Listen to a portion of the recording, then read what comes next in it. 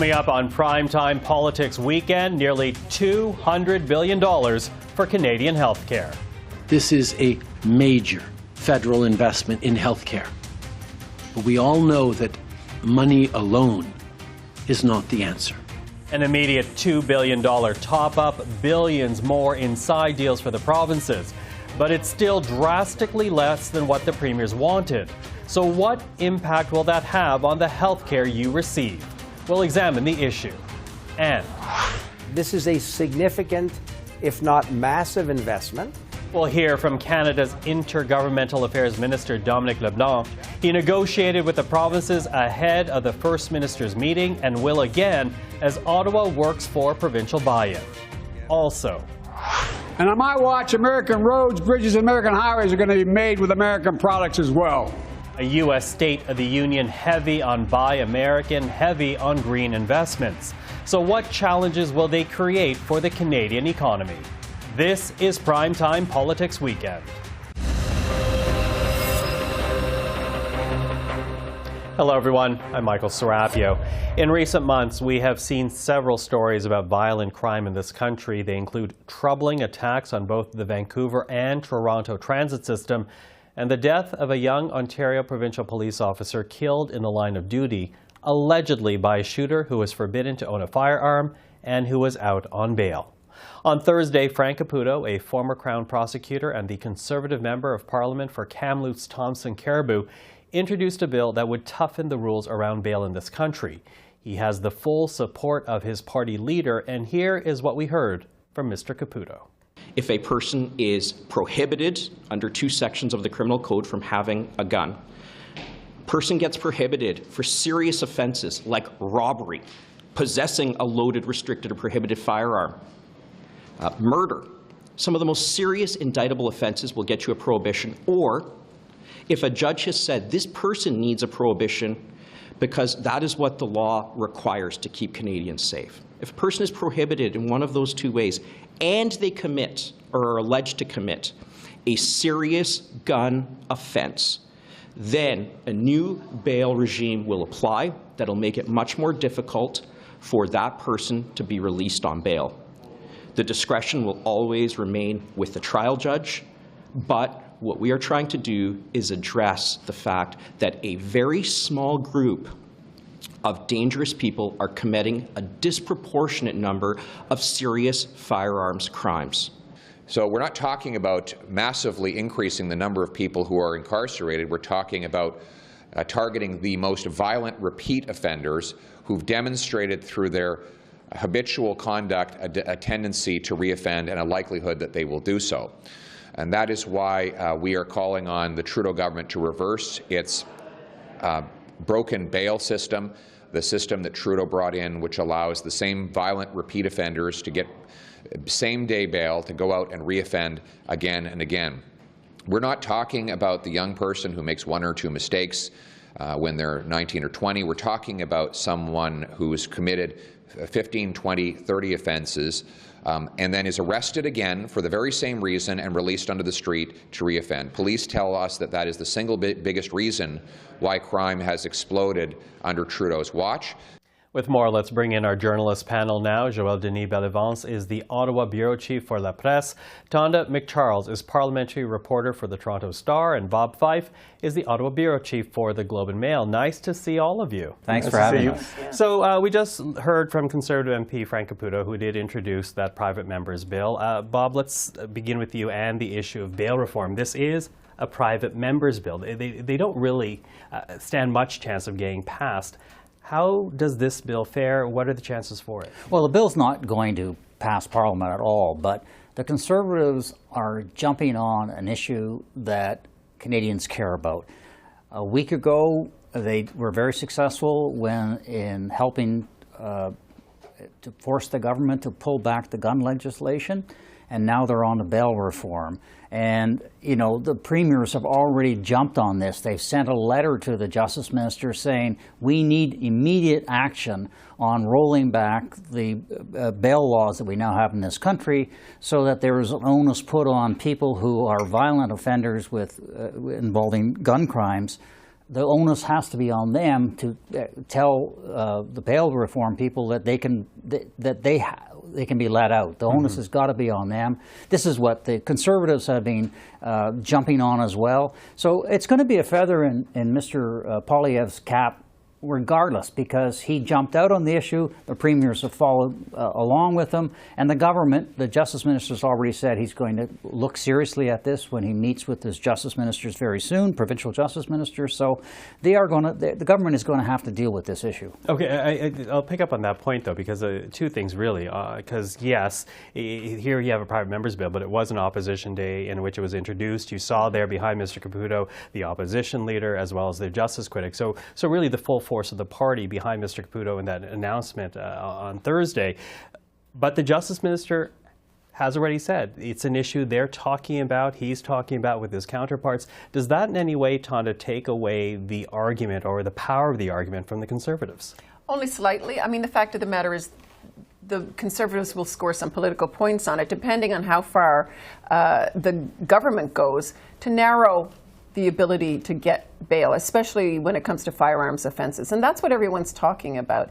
The premiers, big city mayors are concerned around gun offenses mainly and repeat offenders in that respect. And, you know, the premiers have asked for a more narrow crafting of it. The Conservatives want it to apply more broadly. There are big concerns in this country, however, about stacking up people as a result of bail in jails, provincial jails, by the way, where there's really nothing. It's dead time waiting for trials. So there's a tension there. I think that you'll see the government try and keep it fairly narrowly focused on gun offenses and specific gun offenses and repeat offenders if they do move on it. But the fact of the matter is, you know, they moved several years ago to respond to a court ruling that tried to address the problems more broadly in the jail system and the impact on Indigenous and minority communities who tend to bear the brunt of bad bail decisions. So I don't see this government going too far down the road if they fear that it's going to have reverse sort of the impacts on Indigenous and minority groups. Yeah, and I was going to ask about that because, of course, Bill C-75 is signature for the government because it does address the things that the Trudeau government has been talking about since day one, overrepresentation of certain communities in the incarceration system, the systemic challenges and discrimination that actually lead people to jail. So, Joël-Denis, given that this was the signature piece from the Liberals, is there any way they can introduce an amendment, toughen anything up within those measures without actually losing face amongst their core group of supporters? Well, that's the big question, and that's why you could see that the Justice Minister is saying that he's thinking about it because he wants to make sure that he's got the right approach to it. But clearly, the Conservative Party is trying to build a narrative of the next election. You've seen them focusing on the economy, inflation, rising cost of living, but also they want to be portrayed as being tough on crime. That's been their bread and butter since the Conservative Party has been around, and they want to recapture that. And we talk about, you know, early bails for some people, but in Quebec there was a big issue lately that caused a lot of noise, and it was the release of a repeated sexual offender into the community that, you know, got a lot of attention. So the pressure is not only outside Quebec, but also inside Quebec as a result of those actions that took place. And you know, those are easy slogans, right? They're easy political slogans. Tough on crime, soft on crime, catch and release. But a debate around something like bail reform does call for a sophisticated look at the justice system and the impacts and the resources that are in there in the system to either monitor people who get out on bail or make sure that trials are held speedily for those who don't get out on bail. You're not going to get that from the Conservatives. Look, when Stephen Harper was in power, he consistently brought in pieces of tough on crime legislation that the Justice Department said will never pass the courts because they are in violation of the Charter rights. He didn't care. He put them in because it was red meat for his base. And then when the court struck it down, he said, see, look, these judges are not responding to the wishes of Canadians. And in doing so, he undermined faith in the justice system or in the court system. And so the Conservatives are not going to bend on this. They see this as red meat for them with their base, and for a lot of Canadians who, to Tonda's point, are not interested in the intricate details of legislation. It just, you know, these are bad guys, put them behind bars. Okay. Well, as we heard from Mr. Fergus as well, there will be, and also from the Minister of Justice, there is going to be an emergency meeting sometime soon. Mr. Fergus says before the budget, so we'll keep an eye on that. Let's switch over to healthcare now, because obviously a huge topic with the First Ministers this week in Ottawa. Tonda, the provinces, when we heard Heather Stephenson speak right afterwards, after their meeting with the Prime Minister, she used the word disappointed, and yet then quickly we see PEI, we see Newfoundland Labrador, we see Ontario all saying we can work with this. Are you surprised by that? No, I'm not, because the meeting wouldn't have been held actually if they hadn't had at least a good shot of getting most premiers on board. And I'm told they have all governments indicating that they want to get those deals and that money into their springtime budgets. So I'm not surprised that while they said it's a disappointment, everybody had to put some water in their wine for the short term, because I think there was an impatience on Canadians' part, given everything we saw in ERs and hospitals, the crisis in the system over the past several months, impatience with the political toing and froing and passing the buck. I think people did want to see something happen. But look, this doesn't buy long-term peace. The provinces are disappointed. It is not a lot of money. It's not a lot of new money into the system. And there are already scheduled increases coming down the pike for them, and this is on top of that. So there's going to be some billions go back into the system. It will help. But over the longer term, I expect that we'll have a lot of these conversations again, unless there's more fundamental reform around primary care, access to team-based medicine, broader access for Canadians to a GP, but also to ease up on the ERs. So I don't think this is a discussion that's over. To me, the big surprise was the rush of the Premier of Ontario, Doug Ford, to conclude a deal with Ottawa. I think this is in the making already. Yeah. Up to a point where other premiers, well, at least in Quebec, they're calling now Mr. Ford a spy among the premiers for the federal government. Oh, and that is quite interesting, because the dynamics between the federal government and the provinces are now more or less dictated by what Ontario does. It used to be the Atlantic provinces who were in a rush to conclude these with Ottawa. Now Ontario is in the forefront. And I'm told that Ontario wanted to be the first province to conclude a deal with Ottawa, as opposed to last time around when they reached a deal on daycare funding. They were the last one. And certainly they took a political hit for being the last one, because everybody in Ontario with a child paying thousands of dollars for childcare. I mean, aside from the fact that Ontario hopes to get more of that $25 billion in other provinces for the bilateral agreements, Mr. Ford is working with Ottawa on a lot of other really important issues in the auto sector, electric vehicles and batteries, the Ring of Fire that they want to make some progress on up in Northern Ontario. So Ford's got a bigger game than just healthcare. He's got Krista Freeland bringing in a budget that's going to deal a lot with the auto sector and how we can respond to what's going on south of the border. And the auto industry is in Ontario. And the truth of the matter is, Doug Ford is a different brand of conservative than are some of the other conservative premiers out west.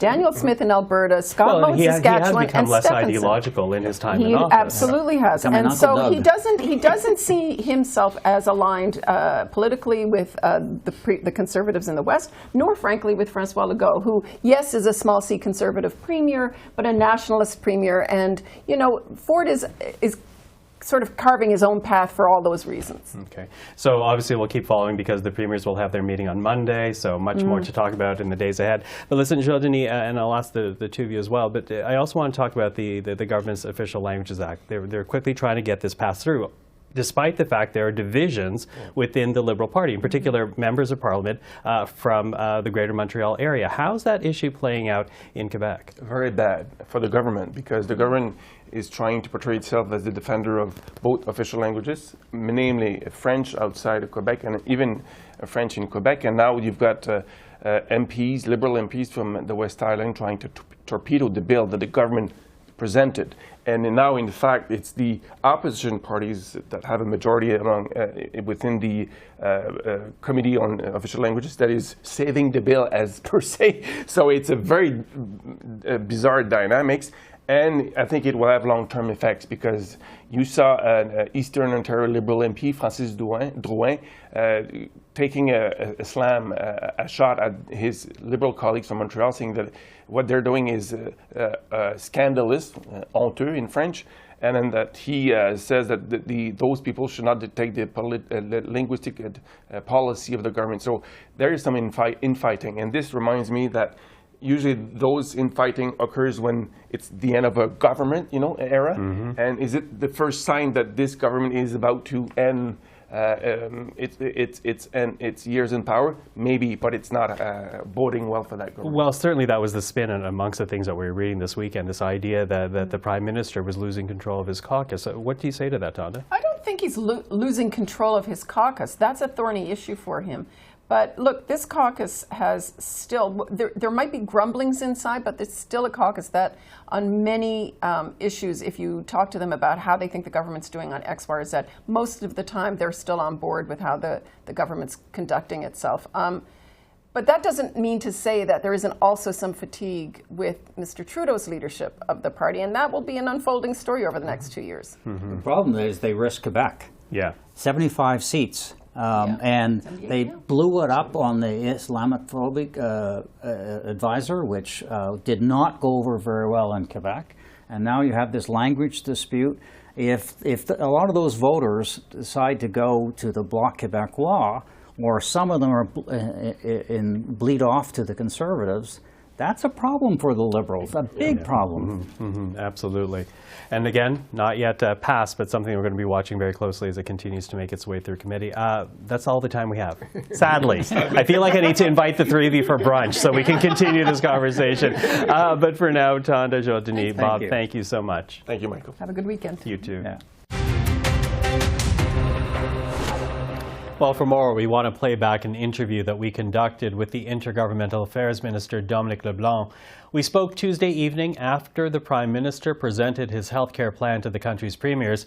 Minister Leblanc telling us why he doesn't think anyone should be disappointed by the dollar figure Ottawa is putting on the table. Minister, thank you for being with us tonight. Thanks, Michael, for having me. Now, as you well know, the premiers did have their own news conference this afternoon. They say what your government is proposing is not enough. They're disappointed. What's your response to that? Our response, obviously, is that $198 billion of additional funding is a very significant investment. The provinces understand that there's a limited fiscal framework that every government has to work within. We have worked hard and talked to many of them, as you mentioned in the introduction, over the last number of months about what the Government of Canada could do to be the best partner possible in ensuring the long-term sustainability of our healthcare system.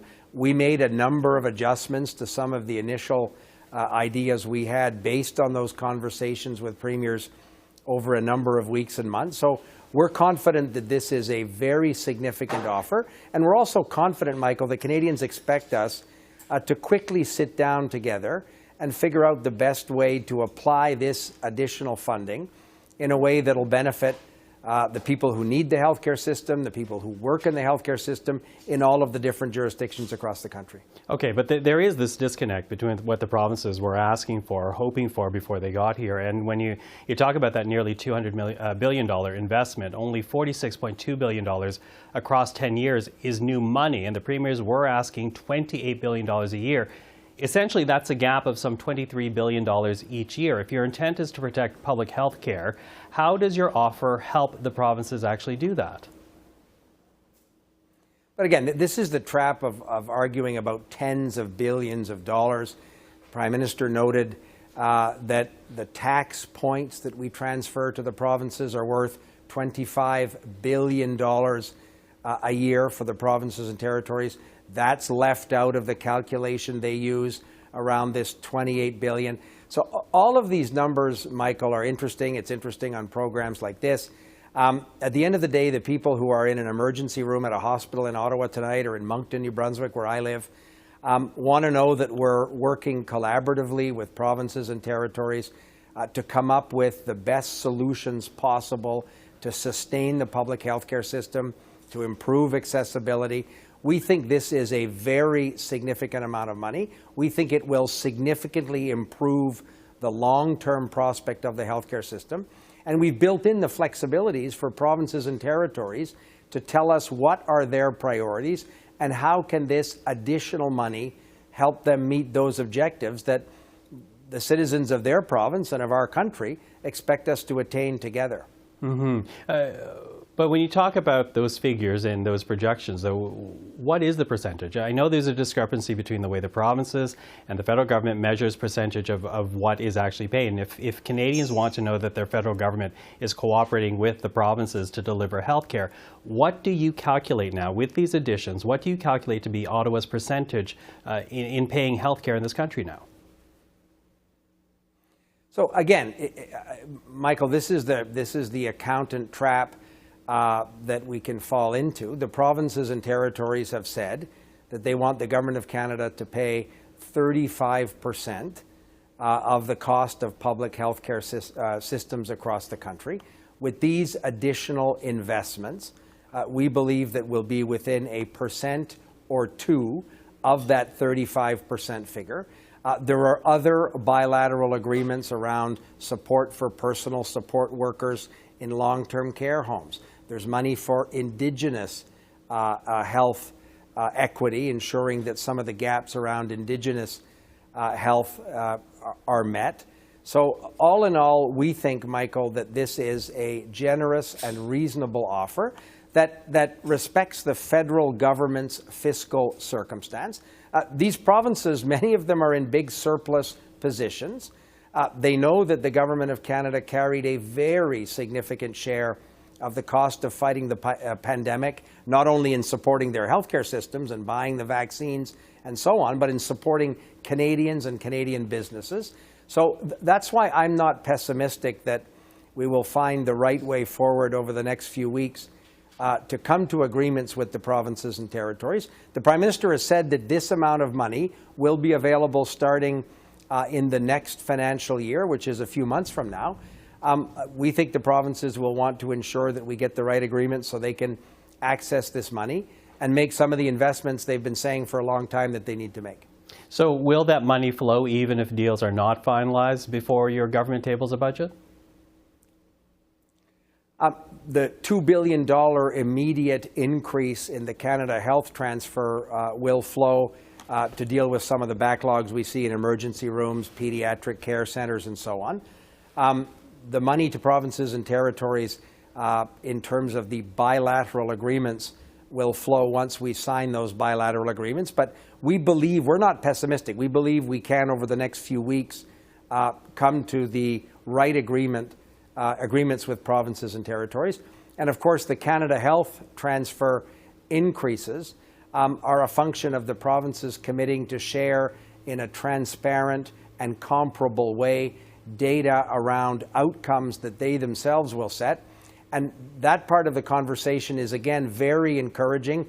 Premier Higgs, the Premier of my province of New Brunswick, at the table with the Prime Minister earlier today, was one who said that one of the most important things of the conversation we're having today is how we can share comparable and reliable data with Canadians, with taxpayers, so they can measure the outcomes of the healthcare system that they're paying for. Premier Fury, Dr. Fury, the Premier of Newfoundland and Labrador, talked about the great work that's been done around the Canadian Institute of Health Information that's been built collaboratively with the provinces, territories, and the Government of Canada. So those are the things that we expect for the increase in the Canada Health Transfer, but we think we can also sign those bilateral agreements in the coming weeks. Okay, so you still have belief that it's possible, but you know the premiers, they will be meeting the days to come to talk about your offer, perhaps to counter it. So is there any wiggle room for the provinces? I think the Prime Minister has been quite clear, Michael, that is what we believe is a reasonable and substantive offer, taking into consideration the fiscal circumstance, the financial position of the Government of Canada. We hope the conversation can move to how we can meet the priorities in their own jurisdictions, in their provinces and territories with this additional money. This didn't set up a subsequent meeting for a back and forth. It's not somebody trying to buy a residential property somewhere. The Prime Minister was clear with the premiers that we have worked hard to get to what we think is a very significant offer. It is $198 billion of additional money as compared to last year over the next 10 years. But that is additional money that was not available last year. So this is a significant, if not massive, investment to try and deal with a huge problem, a significant problem. So we think we're being a good partner, and we think we can be flexible and accommodate provinces and territories in terms of their own priorities, and do what Canadians expect of us, Michael, is to get quickly down to work to invest this money in some of the real pressures in the healthcare system. And I think Canadians won't be very generous to any of us that aren't trying to get to the right agreement quickly. So look to the side deals. The money is what it is? The $198 billion is what it is. It's a lot of money. It's a great deal of money that Canadian taxpayers are contributing in terms of additional incremental investments in a public healthcare system that we all care deeply about as Canadians. So I'm not pessimistic at all about our ability to find the right way forward with provinces. Minister Leblanc, really appreciate the time. Thank you for this. Thank you, Michael. Have a great evening. You too. Well, it's not just the provinces going over Ottawa's proposed funding plan for healthcare. Several health groups right across the country are also looking very closely at the proposal, and that includes HealthCareCAN, the national voice for healthcare associations and hospitals across the country. Dr. Michael Gardam chairs the organization's board of directors. He joins us right now. Dr. Gardam, good to see you again. Yeah, thanks for having me.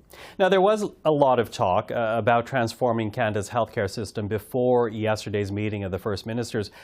But the proposal, when you look at the dollar figures, is a lot less than what the provinces were asking for, $4.6 billion annually versus $28 billion.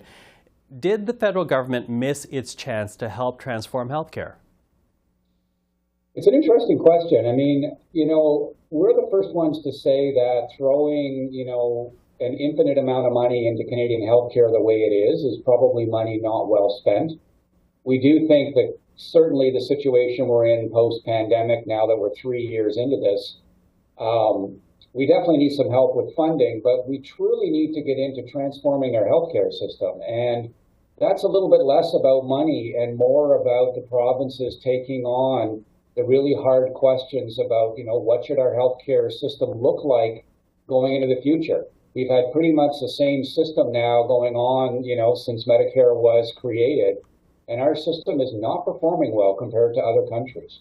It's interesting you say that, because that is essentially the arguments that we're hearing from government members right now. And when you look at this deal, immediately you're looking at a $2 billion top-up that comes with no strings attached. Then there are these annual increases and side deals if the provinces say yes. So let's break that up, if you don't mind, beginning with the $2 billion. Where do you see that money helping out the most? Yeah, well, I think every province will be different, and that's one of the things that probably the provinces like about this. We're not all the same, so, here in my province, we have a number of serious challenges with health staffing. So anything that we could put that money towards being able to recruit more people here would be a real bonus for us. We're having a huge push into reforming primary care, seniors care, home care. The reality is that there's really no part of healthcare here on the island that I couldn't use money for. So we will have no problem spending whatever our share of that is. I think to me, the more interesting part is the money coming later, which has some strings attached. HealthCareCAN is very supportive of having some strings attached, because honestly, you can't just keep throwing money into a system if it's not going to be nudged into a better direction. And so hopefully those accountability agreements will give some measure of that to allow us to start to focus on, key things that we need to focus on. Okay, give some measure, but really what can Ottawa do if it's not anteing up more money to the table? Well, that's it. And that's why it always comes down to, the premiers can argue all they want that the feds aren't giving them enough money. But the reality is, the provinces are very clear that healthcare is in their authority. The healthcare is owned by the provinces.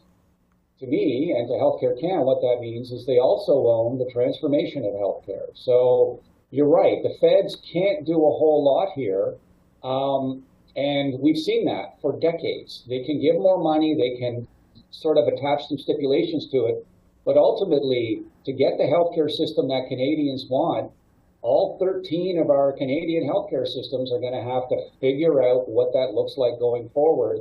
And the feds can't be all that much help with that, except to say, follow the Canada Health Act. It has to be, we have to be able to care for each other in different provinces and territories, et cetera. But we've spent a long time pointing fingers at different levels of government, but the reality is, I think HealthCareCAN feels strongly that the provinces need to step up at this point and figure out what the future looks like. Do you think that includes more privatization? Because for many, that is a red line to cross. Although a recent poll just published earlier this week says now a majority of Canadians are willing to look at more private health care because they're just sick of not having care. Personally, I think we feel that everything should be on the table, and that doesn't mean that, we're for or against privatization, but I think to just say no to something isn't helpful. We should look at, is this going to help serve Canadians? Is it going to save costs while providing better care? Then maybe we should look at it. I think the other thing that often Canadians don't realize is we have roughly the same proportion of private care already in our system compared to the United States. So all those fee-for-service doctors are private operators. The pharmacists are private operators. When you go to get your eyes checked, those are private operators. And so we have roughly the same proportion. And so really, we're just talking about really thinking about where could other private operators potentially give us better service.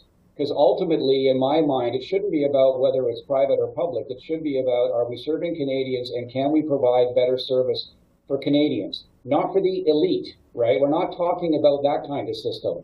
But is there a way that we can potentially provide better service for all Canadians? Dr. Michael Gardam, things to think about. Really appreciate your thoughts tonight. Thanks for having me. Thank you.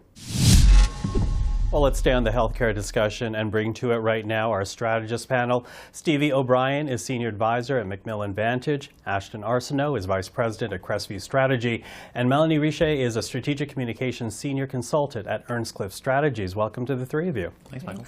So here we have the health proposal now going to the premiers. We are hearing from the Ontario Premier. He's sounding optimistic about it, and really he's joining what we heard yesterday from both the premiers of PEI and Newfoundland Labrador. So, Stevie, I'm wondering, how are government ministers feeling now that they have some premiers on side, in particular the Premier of Ontario?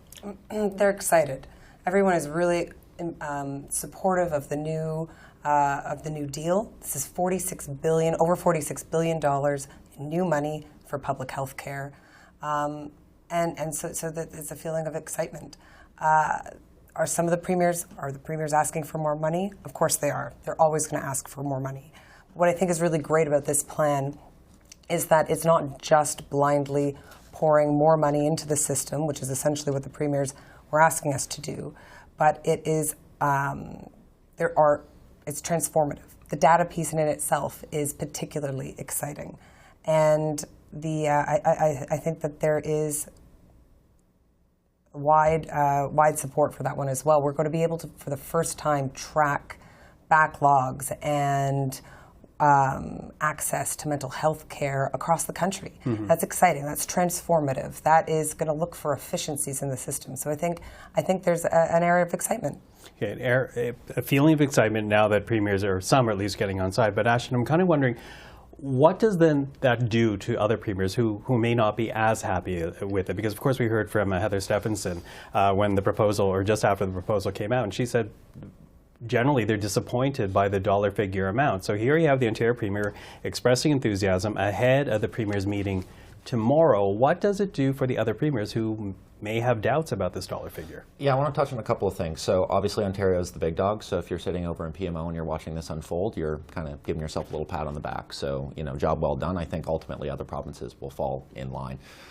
To Stevie's point, we're talking about an awful lot of money on the table, and at the end of the day, as the Premier of a province, you have a responsibility to bring that home and serve your citizens to the best of your ability. What I actually think we're seeing play out in real time is frayed provincial-federal relations. And I think it's indicative of, we're coming on 8 years now of a Prime Minister that has at times decided to poke certain provincial premiers in the eye. And unfortunately for him, in the case of certain provincial premiers that I will not name, it pays to be antagonistic towards him. So I think we're seeing that play out in real time, but ultimately at the end of the day, if I'm a betting man, I think that this is going to get done. Obviously Ontario's on side. We heard good things coming out of the premiers from Atlantic Canada as well. I think it's a matter of time. Okay, but does it diffuse, though, the argument that we heard from Pierre Poilievre? He didn't really speak much about the healthcare deal ahead of the actual unveiling with the premiers, but afterwards he says he agrees with the premiers that it's not enough money. So does the very fact that Ontario now supports the proposal, does that deflate the argument that Pierre Poilievre's trying to make? Well, I'm going to jump on to another thing that Stevie said. I do happen to believe that this is shoveling more money into a problem that, as Canadians, we haven't properly addressed ever in the history of this country. And the way I look at it, if you look at age demographics and the like, this is a problem that's going to get worse. And unfortunately, there are too many Canadians that are unwilling to accept certain innovations in the healthcare space. And I think that's where Pierre Poilievre is ultimately going to make his bread and butter on healthcare. I mean, he's certainly not going to run on it. I don't think it's a red meat issue for him. But we have to unlock some more innovation. And you can't tell me, we're talking about $200 billion here. You can't tell me that there's no waste in the system. You can't. You just can't. Okay, so Melanie, let me bring you in here, though, because, it is a large amount of money.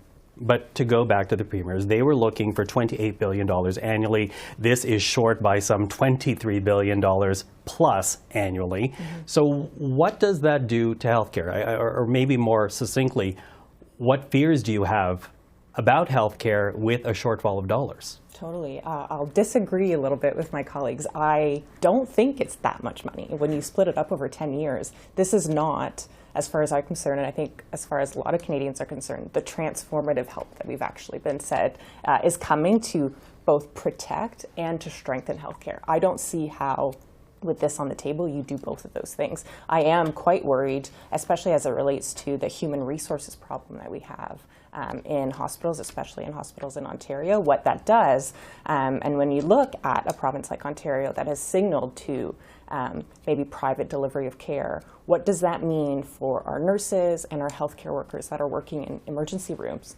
Canadians are already waiting 13 hours in emergency rooms. So if we're not investing appropriately to reduce those wait times, I think that gets worse, and that's kind of scary. Mm-hmm, mm-hmm. I want to pick up on something that Melanie just said here, Stevie, the idea of private healthcare delivery, because we've heard the Prime Minister, he's talking about upholding the Canada Health Act, but that act does not prohibit private providers at all. So the very fact that he is talking about the act and not talking about private provision, does that exclusion mean that the Prime Minister is okay with increased privatization in the healthcare system? No, absolutely not. I don't think you can look at this $200 billion over 10 years for public health care and say that this is supporting the privatization of the system. The Prime Minister has been unequivocal in his support of the Act. Over the years we've taken, I was at Health a few years ago, we take action against provinces that violate the Canada Health Act. I would say in no way is this would be supportive of a privatization. Mm-hmm. Ashton, what do you think? Because if the dollar figures are short, again, of what the provinces want, does that not back them into a corner to be looking for what is the low-hanging fruit in order to get rid of backlogs, in order to get people care? And private providers seems to be something that more Canadians are comfortable with. Ipsos just came out with that poll. 60% of Canadians are now willing to look at private healthcare delivery. I was really pleased to see that. What we are talking about is a problem that has a price tag that continues to go up, but the service does not improve. This is effectively owning an asset that we are all collectively dumping an extreme amount of money into that isn't appreciating in value. In fact, it's getting worse. It's getting worse. If you talk to people on the street, is your healthcare better today than it was 5 years ago? I don't know a lot of people who would agree that it is. And so when we're talking about things that we need to do, the system has to change, or to those who are big-time zealots about protecting public health care, it's not going to exist because eventually we're going to run out of ways to fund it. So if we don't get innovative about it, if we don't start to tweak how we think about what healthcare means to us as Canadians, the system's going to fail, and that would be the real shame. Yeah, I'm wondering from both of you, as people that work with political parties, when you hear Ashton talk about that, what comes to mind? I just want us to be super clear that the reason that our healthcare services are maybe not what they once was is because governments keep cutting, actually, the funds that go into our healthcare system. So I actually quite disagree that we're putting more money in. We're actually not, if you're looking at it. We've seen provincial governments and we've seen federal governments cut the amount of funding that we bring into our healthcare system. And we have nurses and healthcare workers saying, help us. We cannot help the people that are coming in. That's why folks are upset. Folks are upset because they're bringing their kid in and they can't get the help that they need in a timely way that actually sees whatever illness their kid has solved in a quick manner. So I think we need to be super careful when we talk about that as it relates to the funds that actually go into our healthcare system. Mm-hmm. I will say, Stevie, I think there is a concern that given the fact that Ottawa says this is the dollar figure, it does give, some would say, the provinces a bit more leeway to introduce privatization.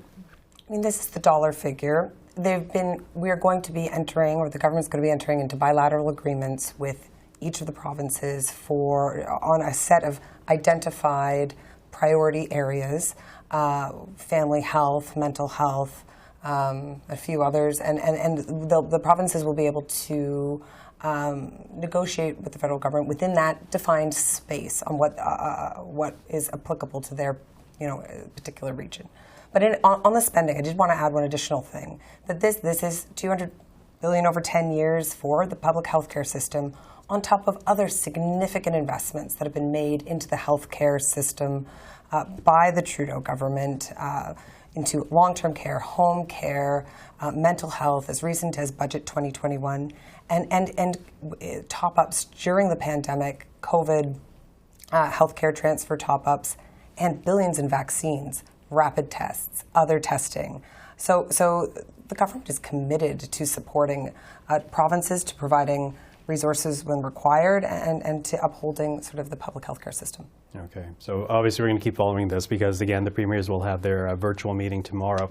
But right now, before we go, I also want to touch upon the government's Official Languages Act, Bill C-13, because we are hearing, it's not yet passed, it's still going through the committee and amendment stage, but the Trudeau government really seems quite determined to pass this bill or get this bill through, even though there is opposition within the Liberal ranks. And, I'll begin with you here, Stevie, because to speak to a lot of Anglo-Quebecers, there are a number who already feel abandoned by the provincial Liberals.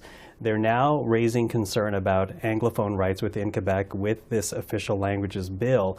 Is the government worried at all of alienating Anglophone voters in the Montreal area? I think the Prime Minister and Minister Petitpas-Taylor are bringing this bill forward because they believe it strikes the right balance. The Harper was draconian in whipping his caucus. Trudeau hasn't been. You have to look at Nate Erskine-Smith, Joel Lightbound. The Liberals understand that members have to speak for their constituents. And unanimous agreement amongst 158 MPs is rarely the goal. It's their job to advocate for their ridings and for their constituents. I know Anthony Housefather very well. We've worked closely together. He is a passionate advocate for his constituents, and he's doing his job.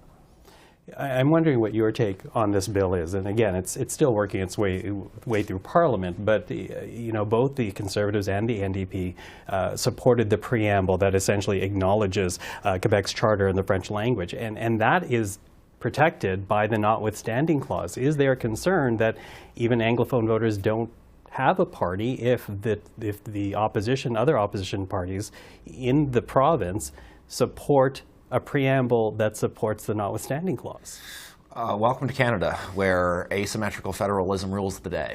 Obviously this is not a one-size-fits-all approach, and I think if this was popping up in other regions and areas of the country, we'd have to do some introspection here. I don't think this is going to create long-term issues. What I will say in terms of caucus discipline, they're probably looking at the same numbers that I'm looking at, and when you start to see those numbers, you start speaking out of turn. The call is coming from inside the House. They've backed down on gun legislation. They're fighting their own people on C-13. I think ultimately, at the end of the day, this bill is going to get across the line. I don't think it's going to dramatically rewrite how we feel and think as Canadians. But this is a management issue, and right now it's becoming a challenge. Well, but for Anglophone Quebecers, particularly the Montreal area, it is a linguistic language right. So what do you say to that?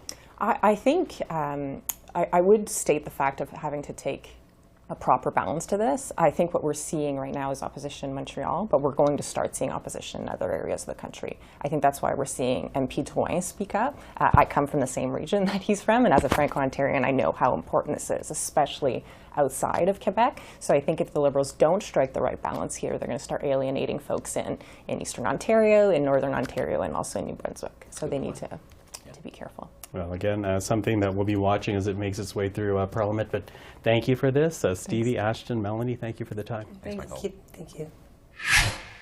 Buy America has been the law since 1933, but for too long, past administrations, Democrat and Republican, have fought to get around it. Not anymore. Tonight, I'm announcing new standards that require all construction materials used in federal infrastructure projects to be made in America. Made in America. I mean it. Lumber, glass, drywall, fiber optic cable. And on my watch, American roads, bridges, and American highways are going to be made with American products as well. That was the U.S. president from Tuesday night, Joe Biden, delivering his third State of the Union address, a speech heavy on Buy American and touting green incentives and investments to transition the U.S. to a carbon-free future. But what impact will those policies have here in Canada? To talk about that, we're now joined by Pedro Antunes, Chief Economist for the Conference Board of Canada, and Brett House, former Vice President and Deputy Chief Economist at Scotiabank, currently fellow with the Public Policy Forum, the Monk School, and Massey College. Hello to both of you. Hi, good to be here. Pedro, I'll get you to start us out there because, I said impact, but perhaps I should have said challenges, because already the Canadian manufacturers and exporters say this is bad news for Canada. What are we looking at with this kind of policy direction from the United States? Well, first of all, it flies in the face of our free trade agreements, and certainly could have been a little more inclusive of North America in our recently signed agreement within those boundaries. But I think deep down, the problem for Canada here is this continues to erode our private investment in essentially building up our capacity, whether it be retooling investment or new structures. When we look at the recent history, let's say from the Trump administration right through to today, we've seen essentially an erosion in private investment in Canada, especially in comparison to the U.S. or many other jurisdictions. And private investment, again, this is the capital that helps build our productive capacity, that builds our incomes, that builds our, essentially our per capita wealth. Over time, and we're 10% of GDP in terms of our investment. The U.S. is around 15%. So this just adds to that uncertainty. It takes away, it adds to the uncertainty of businesses around their access to the U.S. consumer, and of course here specifically on infrastructure. And I might add, I think the other implication here is for the U.S., of course, because what doesn't come across from these protectionist policies is that U.S. consumers, U.S. households are going to pay more in the end for their products and services as well. Well, that difficulty aside, Pedro, of course, making this harder is the fact that no matter how divided the U.S. Congress is, buying American is, as we saw, a policy that both Democrats and Republicans agree on. So Brett, picking up on something that Pedro had to say, doesn't CUSMA, or the very fact that we have this integrated supply chain between our two countries, does that not do anything to protect Canadian access to those contracts? Well, you're right to point to Canada's renegotiated NAFTA with the United States as a potential source of security and comfort in light of the State of the Union address. This Buy America provision for federal contracts was a major sticking point in the renegotiation of NAFTA. And in the end, Canadian and U.S. negotiators agreed to disagree and to leave access to federal procurement up to and governed under World Trade Organization provisions under the government procurement agreement. And so the State of the Union address doesn't change that. It certainly puts a chilling effect on any American contractors that might want to bring in Canadians as partners, but it doesn't reduce direct access for Canadian suppliers to federal procurement in the U.S. It does, however, raise some big questions about what happens for Canadian suppliers to state and local governments that are funded by federal dollars in the U.S. And there, the WTO GPA doesn't apply and leaves us in a situation where we have much less access potentially than we might have imagined. So I'm wondering how Canada should be responding to all of this then, Pedro, because you talked about investment, and on the one hand it is buying American, but it's also those environmental incentives and investments that the U.S. is making to essentially attract investment to their country rather than to ours. So how should Canada be reacting to that? Well, it has been a very tough situation for Canada, and again, attracting investment continues to be a challenge. If we go back to the Trump administration, I think it really was that uncertainty. I mean, we could wake up to a tweet with a new tariff announced. There was a threat of dissolving NAFTA, which I think was very scary. And I know for a fact that there are firms that decided to move their operations from Canadian places, essentially from Canadian sites to the U.S. because of the threat of some of this. And I think the threat continues. If we go back to President Biden's first act was to essentially ixnay or cancel Keystone XL. And as you may have heard recently, now the U.S. is buying heavy oil, which competes with Alberta's heavy oil from Venezuela, of all places. So again, I think there's a lot of misdirected policies that are happening that hurt that investment intention. So that's kind of the mood and the scope that adds to that uncertainty, that uncertain environment for business.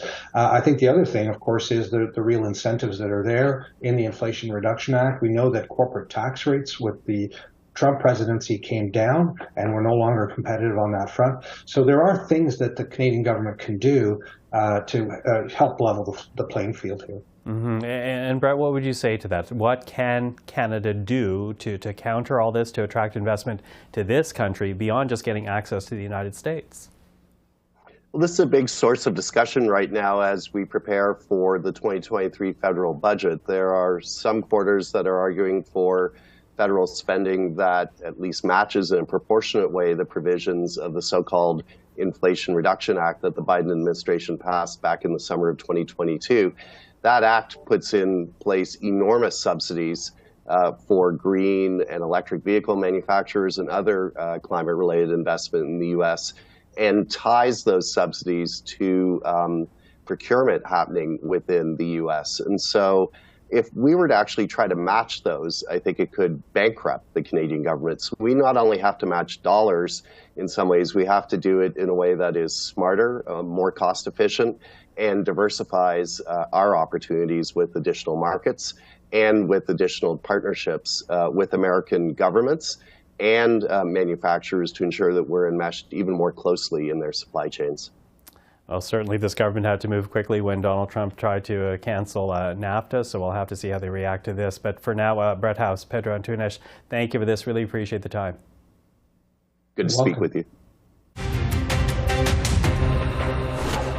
Well, as we end our show, let's take one more look now at the events in the days ahead. And for that look ahead, let's bring back Bob Fife from the Globe and Mail, Tonda MacCharles from the Toronto Star, Joël-Denis Bellavance from La Presse. So, Bob, let's begin with you. What are you looking forward to? What will you be watching closely in the week ahead?